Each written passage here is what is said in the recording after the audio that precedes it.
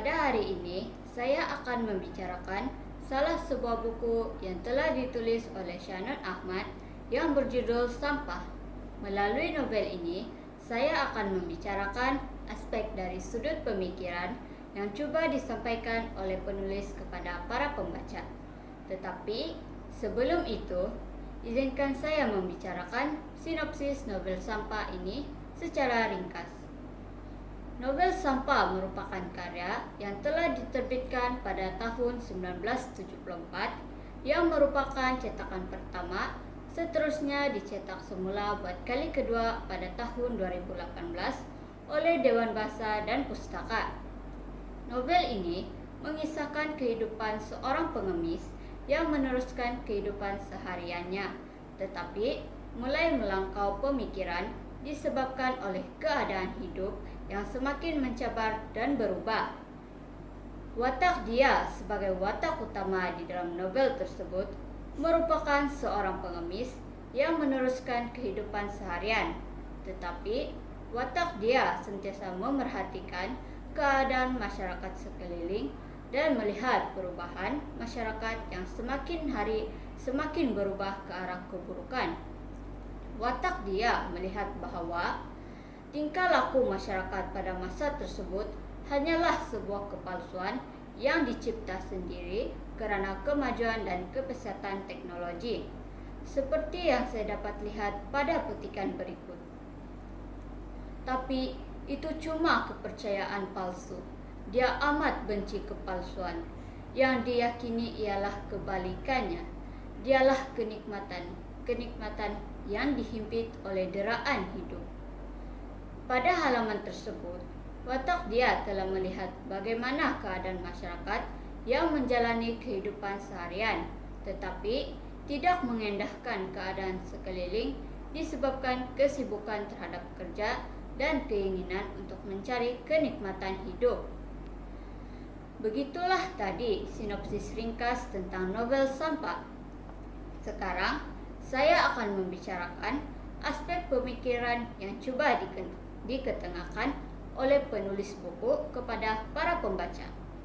Terdapat beberapa aspek pemikiran yang dapat saya perhatikan dalam novel ini. Walau bagaimanapun, saya hanya akan memfokuskan salah satu aspek yang saya lihat begitu menonjol, yaitu aspek pemikiran kerohanian. Saya dapati aspek kerohanian begitu jelas terlihat pada watak dia yang mencari keabadian terakhir, yaitu dunia akhirat, tanpa menghiraukan semua ujian di dunia seperti petikan berikut. Terasa olehnya satu kenikmatan yang paling tinggi derajatnya bila menyadari roh sudah cabut lari ke alam barzah menunggu keabadian. Biar 1000 tubuh sejuta mata menjamah pandangan yang palsu di dunia terkutuk ini. Apalah ada di sini? Apalah ada di sini? Hanya sarang deraan kubur seksaan. Melihat jasad terkendang di tengah-tengah tumpukan darah itu pun satu kepalsuan yang paling laknat. Seperti yang dapat dilihat pada baris tersebut, watak dia adalah watak yang mencari keredahan Tuhan, karena melihat tiada sebarang harta benda pun yang mampu dibawa ke alam kematian, melainkan amal dan kepercayaan kepada Tuhan.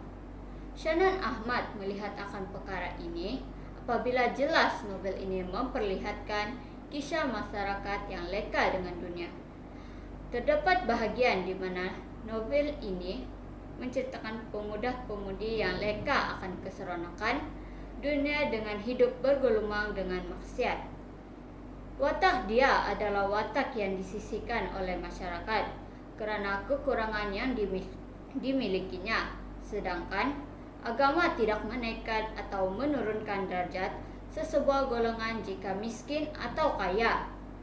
Disebabkan dipandang rendah dan dihina, watak dia telah menuju ke arah sebuah fasa yang lebih tinggi, di mana dia tidak ingin lagi menghiraukan masyarakat dan tidak ingin lagi menghiraukan diri, melainkan hanya satu tujuan, yaitu untuk mencari kehidupan abadi. Kesimpulannya, Shannon Ahmad adalah seorang pengarang yang berjiwa rohani. Beliau sedar akan kehidupan masyarakat yang semakin berubah disebabkan perkembangan teknologi serta pengaruh budaya-budaya luar, sehingga mengubah kehidupan budaya masyarakat sendiri. Melalui novel ini, beliau telah memperlihatkan kepentingan aspek kerohanian yang akan dibawa ke alam kematian.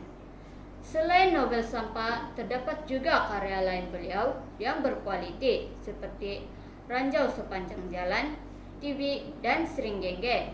Shannon Ahmad dilihat sebagai seorang penulis yang faham akan keadaan masyarakat, dan disebabkan itulah beliau sering mementingkan aspek kerohanian dalam penulisan. Saya berharap agar novel ini akan membawa manfaat dan membuat para pembaca semakin dekat dengan karya sastra dan mengenali sastrawan negara Shannon Ahmad yang merupakan sastrawan negara kita yang kedua. Sekian saja bicara buku tentang novel sampah. Kepada rakan-rakan yang belum membaca novel ini, bolehlah mendapatkan buku ini di perpustakaan terdekat atau membeli di kedai-kedai buku Wakil Dewan Bahasa dan Pustaka.